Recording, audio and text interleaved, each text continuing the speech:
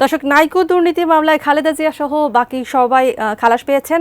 BNP চেয়ারপারসনের আইনজীবী সাংবাদিকদের সাথে কথা বলছেন। আমরা এই মুহূর্তে চলে যাচ্ছি সেখানে। না করে সেখান থেকে সরে এসে তারা একটা ফ্রেমওয়ার্ক অফ আন্ডারস্ট্যান্ডিং করলেন।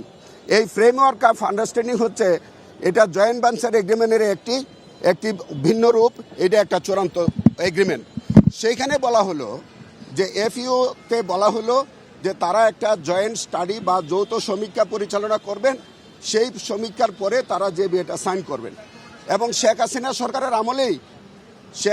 সরকারের আমলেই তারা যৌথভাবে আমাদের দেশের একটা জিওলজিস্টের একটা এক্সপার্টাইজ কমিটি তারা কানাডার ক্যালগারিতে গেলেন। সেখানে তারা যৌথ সমীক্ষা করে এসে রিপোর্ট দিলেন। সেই রিপোর্টটি শেখ হাসিনা সরকার অনুমোদন দিলেন, গ্রহণ করলেন এবং বললেন যে বিয়েটা অর্থাৎ জয়েন্ট ভেঞ্চার এগ্রিমেন্টটা ফাইনালাইজ করবার জন্য তিনি চূড়ান্ত সিদ্ধান্ত নিলেন।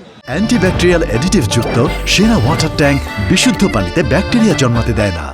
তার সিদ্ধান্তের পরিপ্রেক্ষিতেই পরবর্তীকালে যে বিয়েটা সাইন হয়।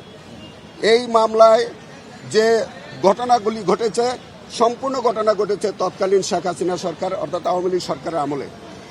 বিএনপি সরকার ক্ষমতায় আসলো ১/১০/২০০১ সালে।